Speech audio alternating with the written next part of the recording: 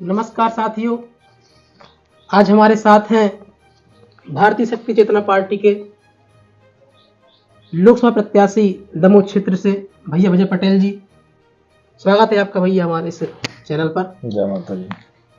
जो लोकसभा चुनाव नज़दीक आने वाला है, आचार संहिता जो कि लग चुकी है, हम इनसे विभिन्न मुद्दों पर जानेंगे कि इनकी पार्टी का लक्ष्य क्या है, इन्हें क्यों भारतीय शक्ति चेतना पार्टी से चुनाव लड़ना पड़ रहा है, यह क्यों राजनीति में आए हैं। ये तो धार्मिक लोग हैं।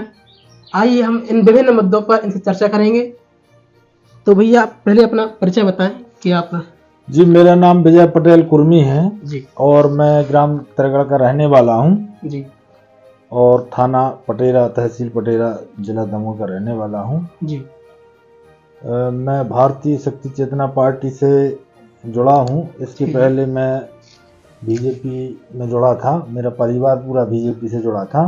जी लेकिन जब मुझे इस पार्टी के विषय में जानकारी मिली कि यह पार्टी भय भूख भ्रष्टाचार के खिलाफ लड़ाई लड़ रही है, तो मेरा मन इस पार्टी की तरफ ही आकर्षित हुआ कि यह पार्टी वास्तव में समाज सेवी पार्टी है। जी जी और समाज के बीच में यदि जिस पार्टी के अंदर धर्म ना हो, धर्म धारण ना हो, तो वह पार्टी पतन के मार्ग पर चली जाती है। और मैंने इसीलिए यह भारतीय शक्ति चेतना पार्टी में जुड़ने का यह प्रण ठाना कि मैं इस पार्टी से जुड़ करके समाज की सेवा करूंगा। आपका क्षेत्र कौन सा है? हमारा क्षेत्र है पटेरा के पास, पटेरा ही क्षेत्र समझो। जी जिला पंचायत क्षेत्र हमारा लगता है कुमारी जी। अच्छा, मैंने सुना है, अखबार में पढ़ा है, कई बार आप मीडिया चैनल के माध्यम से मैंने जाना है कि आप एक गरीबों का मसीहा है। आप हमेशा नशा मुक्ति क्षेत्र में, चाहे वो अवैध शराब हो, चाहे अवैध काम कोई भी हो, आप हमेशा अग्रसर रहते हैं। क्या कारण है कि आप इन चीज़ों से लगाव रखते हैं? देखिए, मैंने जब राजनीति में पैर कदम बढ़ाया, तब मैंने ठान लिया। कई लोगों के मुंह से सुनने मिलती थी कि राजनीति बहुत गंदी है, लेकिन मैं अपने आप में कभी नहीं मानता था कि ये चीज़ गंदी है, क्योंकि ये तो समाज का सेवा करने का एक अवसर होता है। और यदि चाहे आदमी निष्ठा भावना से, तो समाज में पद पे पहुंच करके बहुत कुछ मुकाम हासिल कर सकता है, बहुत कुछ समाज के बीच में समाज सेवी के कार्य कर सकते हैं। तो मुझे करीबन 10-12 साल हो गए। 10-12 साल से निरंतर मेरा प्रयास, मेरी वेदना क्षेत्र जिले के प्रति और देश के प्रति बहुत निष्ठा भावना से थी और है और रहेगी। मेरा उद्देश्य ही था कि समाज में आज जो नशा के कारण घर के घर बर्बाद हो रहे, और नशा, एक तो पहले जब शासन प्रशासन थोड़ा टाइट था तो ठीक है, वो जहाँ से ठेका लिया जाता था वहाँ से शराब बेची जाती थी। आज कोई ऐसा गांव घर का टपरा नहीं है जहाँ पे शराब ना मिलती हो। और दूध घी के लिए यदि आप मांगोगे तो दूध घी हमको बाजार मार्केट में ढूंढना पड़ता है कि कहाँ पे शुद्ध मिलेगा जी। तो परिस्थितियां इस प्रकार से निर्मित हुई हैं। और भ्रष्टाचार जो आज इस पार्टी में, जैसे भारतीय जनता पार्टी में भ्रष्टाचार चरण सीमा पे, पहले तो कांग्रेस ने भरपूर लूटा है, अब दूसरी पार्टी पे विश्वास किया, किसके, बीजेपी के ऊपर। अब बीजेपी में भी जितने बेईमान, जितने चोर समझो या बेईमान समझो, तो पूरे वो इस बीजेपी में आते जा रहे हैं। और बीजेपी को एक इतनी पवित्र गंगा समझ के बना लिया है कि जैसे कितना भ्रष्टाचार करके आए और बीजेपी को ज्वाइन कर लेवे तो वो शुद्ध हो जाता है। तो मुझे बड़ी वेदना होती है, क्योंकि मैं राजनीति क्षेत्र से, मेरे पिताजी भी समाज सेवी थे और मैं भी उसी प्रेरणा के साथ चला आया हूँ। तो मुझे लगा कि यार ऐसी परिस्थितियां कब तक चलेंगी जी। वो आज विकट परिस्थितियां हैं। आज विकट परिस्थितियां हैं कि राजनीति एक धंधा बन गया। जो भी पैसा लगा वही पैसा कमा के और करोड़ों करोड़ों रुपया का 2 दिन में करोड़पति लखपति बनने की ख्वाहिश रखता है। आप तो धार्मिक लोग हैं और आप चालीसा पाठ, आरती वगैरह करते हैं। आपका संगठन है भगवती मानव कल्याण संगठन। तो आप लोगों को क्या जरूरत पड़ी राजनीति में आने की? जरूरत नहीं थी। लेकिन यह लक्ष्य यदि हम लोग जैसे लोग धार्मिक प्रवृत्ति के लोग राजनीति में नहीं आएंगे तो क्या अधर्मी अन्यायियों को हम लोग वोट देंगे कि जो हम लोग मांस मदिरा नहीं करते हैं और मांस मदिरा करने वाले को हम वोट करेंगे? तो फिर हम लोगों के जो परम पूज्य गुरुदेव जी हैं उनने तीसरी धारा का गठन किया भारतीय शक्ति चेतना पार्टी का, उसी के लक्ष्य के लेकर के कि आज भय भूख भ्रष्टाचार चरण सीमा पे है। नशा जैसी चीजों पर कई बार ज्ञापन दिया, कई बार हम लोगों ने शराब की खेपे पकड़वाई और यह बहुत बड़ा रिकॉर्ड है कि कोई ऐसी पार्टी है जो शराब के खिलाफ, शराब बंदी के खिलाफ लड़ाई लड़ रही है और हर पार्टियां शराब बेच के, शराब बंटवा के चुनाव लड़ रही हैं। तो हम लोगों का विषय, हम लोगों के जो उद्देश्य है उस उद्देश्यों से और अन्य पार्टियों के उद्देश्य से बहुत आकाश धरती आकाश का फर्क है। अच्छा, आप भारतीय शक्ति चेतना पार्टी से हैं? जी बिल्कुल। तो आपने ऐसी क्या मान लो इसमें खूबी समझी कि मैं इस पार्टी से जुड़ूं? इसमें ऐसा क्या है? इसमें तो सब कुछ सही है। ये बताओ कि नशा मुक्त प्रत्याशी समाज में अन्य पार्टियां बीजेपी, कांग्रेस, आम आदमी पार्टी, विभिन्न पार्टी राजनीतिक दल हैं, आपने बीएसपी को क्यों चुना? इसलिए चुना है क्योंकि इस पार्टी के अलावा साफ शुद्ध स्वच्छ है कोई पार्टी अभी तक इस धरती पर मुझे तो नहीं आई समझ में कितनी साफ स्वच्छ के जिसके प्रत्याशी नशा मुक्त हो, जिसके हर कार्यकर्ता नशा मुक्त हो और एक भावना है देशभक्ति की। कोई फोटो खिंचवा के देश भक्ति का नाटक करता है, कोई पर्व मना के करता है। हम लोग रियलिटी, हमारी पार्टी जो कार्य करती वो रियलिटी जमीनी स्तर पर जो दिख रही है सभी लोग जानते। भारतीय शक्ति चेतना पार्टी के लिए पूरे दमोह के हर व्यक्ति के अंदर ये पता है कि ये लोग बहुत अच्छा कार्य कर रहे हैं। तो हमें इसमें सभी कुछ अच्छा लगा है कि समाज में एक समाज सेवा करने का अवसर प्राप्त हुआ और बुराइयां है, छुआछूत है, इससे लड़ने का हमें एक अवसर प्राप्त हुआ।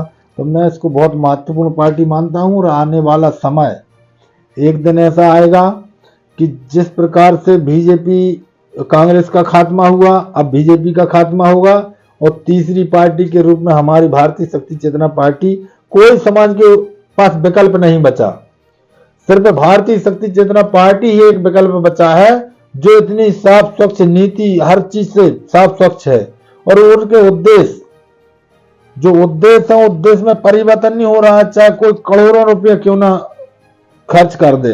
लेकिन हमारी जो विचारधारा है कि हमें देश को नशा मुक्त करना है, तो नशा मुक्त के और भ्रष्टाचार मुक्त के लिए हमारी पार्टी का मूल उद्देश्य है। मैं आपसे पूछना चाहता हूँ जी, क्या आप केवल नशा मुक्ति के लिए कार्य कर रहे हैं या समाज के अन्य मुद्दे हैं उन पर भी कार्य करना है?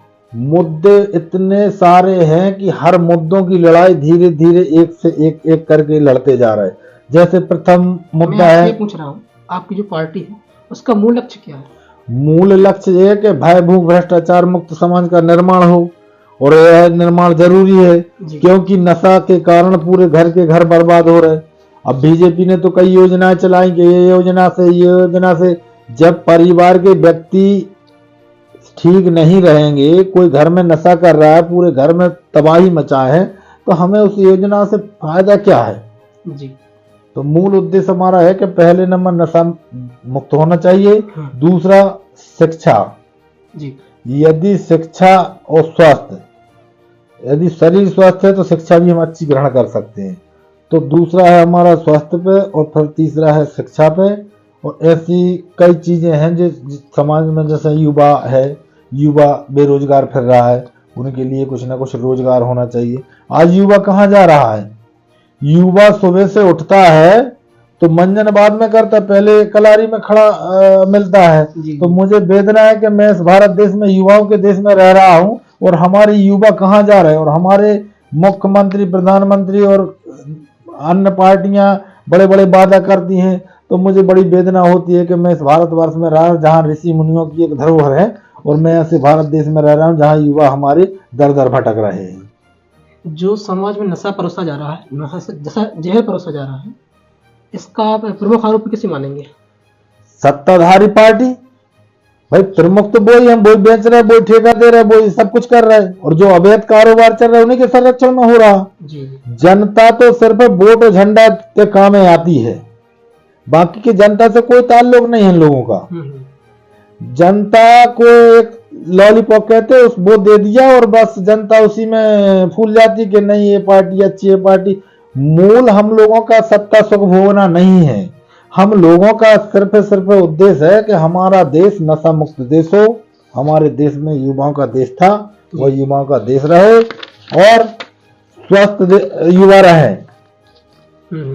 और शिक्षा जो है, शिक्षा का स्तर गिरता जा रहा है, शिक्षा हमारे बच्चों को और स्वास्थ्य की सुविधाएं गांव-गांव होना चाहिए। अच्छा, आप लोकसभा चुनाव लड़ रहे हैं जी, चुनाव को लेकर आपकी क्या रणनीति रहेगी? चुनाव को लेकर यही रणनीति क्या है योजना कि बनाई है आपने, क्या कैसा करेंगे आप?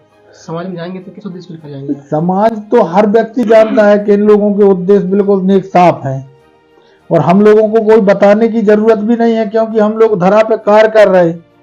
अन्य पार्टियां तो चुनाव के समय पे गिड़गिड़ाती हैं और प्रचार प्रसार करती हैं। हम लोगों की पार्टी तो वो है कि रात और दिन 24 घंटे, मेरे क्षेत्र के पटेरा क्षेत्र के लोगों से पूछ लो, और मैं दमोह जिला में सभी क्षेत्रों में कार्य कर रहा हूं कि यह अवैध जो कारोबार चल रहा है, नशा के बड़ी बड़ी खेपें पकड़वाई हैं, यह शराब बंद होना चाहिए, तब हमारे दमोह की सफलता है और हमारी पार्टी की मैं आज एक सफलता से है। क्वेश्चन करना चाहता हूँ कि जो आप बार बार शराब जैसा शब्द ले रहे हैं, शराब, क्या शराब बंद होने से समाज सुखी रह पाएगा? केवल शराब बंद होने से? केवल पहले शराब बंद हो जाएगी तो उस व्यक्ति के सोचने समझने की सभी क्रियाएं चालू हो जाती हैं। और यदि शराब पीता है तो जैसे ड्राइवर रहता है, तो ड्राइवर में जितनी सवारी बैठी, यदि ड्राइवर शराब पिए तो वो कई 100 आदमियों को भी वो खाई में फेंक देगा। तो प्रथम चीज है कि जो घर का मुखिया है या घर का युवा है, यदि वो नशा से मुक्त रहेगा तो वो कई चीजें सोचने समझने की सोच रखता है। आज इसी का उदाहरण है कि भारतीय शक्ति चेतना पार्टी जितने उभर के आ रही है हमारे दमोह जिले में, हमारे हर समाज हर वर्ग के लोग प्रशंसा कर रहे हैं कि वास्तव में जो आप लोग कार्य कर रहे हैं, अभी तक मैंने सत्ता पे बैठे सत्ताधारी पार्टियों के नहीं देखा कि ये लोग अच्छा कार्य कर रहे हैं। सिर्फ सत्ताधारी पार्टियां तो उनने बड़ी बड़ी लग्जरी गाड़ियों से इकट्ठे होकर के और बड़े बड़े मुंह वाले लोग इकट्ठे होकर के और चुनाव जीत के और फिर वही मजा उड़ाते हैं। ये परिस्थितियां हैं। आप लोग कई बार लोकसभा चुनाव लड़ चुके हैं, विधानसभा लड़ चुके हैं, अभी तक आपका न कोई विधायक है न कोई सांसद है। अब आप सामने चुनाव है, आप प्रत्याशी हैं, इस बार क्या कैसा आपको लगता है, क्या जीत होगी आपकी? मुझे उम्मीद है अपने दमोह और जो हमारे 8 विधानसभा क्षेत्र है कि इस बार चाहते हैं कि बदलाव होना चाहिए जी। और यदि मेरे लोकसभा क्षेत्र के लोगों ने बदलाव किया तो मैं वादे के साथ कह रहा हूं कि इतना बड़ा परिवर्तन होगा दमोह जिले से कि दमोह जिले का नाम पूरे देश में जाना जाएगा।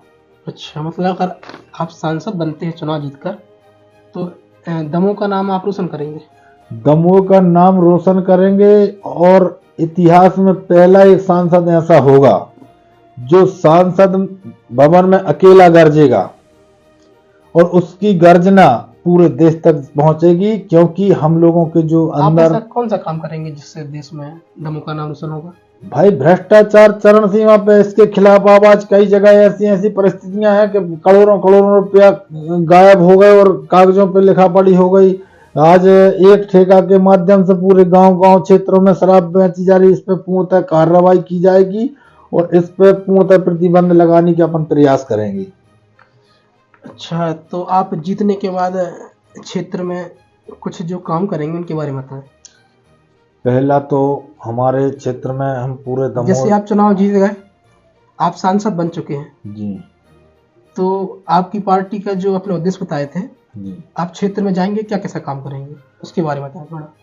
तो मेरा यही उद्देश्य रहेगा कि हर व्यक्ति की जो समस्याएं हैं उनको सुना जाए, जो शराब जैसी चीज़ें हैं इनसे लोगों को बचाया जाए, शिक्षा पर ध्यान दिया जाए, स्वास्थ्य पर ध्यान दिया जाए। आज कहीं पर भी कोई बीमार हो जाता तो दमोह भगना, कहीं जबलपुर भगते हैं, तो हर गांव में एक अच्छी स्वास्थ्य की व्यवस्था हो। और अच्छा, आप ये बताएं जी कि लगातार मैं देख रहा हूं कि जितने कांग्रेस के बड़े बड़े नेता हैं और अन्य पार्टियों के जो नेता हैं बड़े बड़े, जो कम से कम 30-50 साल से अपने अपनी पार्टी में काम कर रहे हैं, वो सब छोड़कर बीजेपी में आ रहे हैं। इसको लेकर क्या कहेंगे आप? इसका कारण तो दो ठो है, काहे कि एक तो ईडी का डर है सबसे मेन। जी जी। बीजेपी का पूर्णतः सत्ता चल रहा है तो वो जो भी चाहे वो कर सकती है। अभी ईवीएम पर चर्चा हुई थी, हाँ। कहीं कहीं विधायकों को अपनी वोट भी नहीं निकली है। तो मुद्दा बहुत सारे हैं और कांग्रेस बचना चाहती है कि उनने जो 70 साल तक लूटा है तो कहीं ना कहीं हमें कहीं संरक्षण मिल जाए। तो उनके नेता जो कूद के आ रहा है इसमें, तो नेता तो वही रहेंगे और वो भी वही बीजेपी में भी उसी प्रकार के हैं। तो एक न एक दिन आस्था तो लोगों की खत्म होगी और एक दिन एक भारतीय शक्ति चेतना पार्टी के लोग स्वीकार करेंगे। तो आपने देखा कि समाज के मुद्दों को लेकर हमारे जो प्रत्याशी हैं भारतीय शक्ति चेतना पार्टी के दमोह क्षेत्र से भैया विजय पटेल जी, उन्होंने बताया क्षेत्र की समस्याओं को, वो किस प्रकार इसका निराकरण करेंगे, वो कैसे चुनाव क्षेत्र में जाएंगे, कैसे काम करेंगे। आपने सुना। आप समस्त देशवासियों को जय माता की।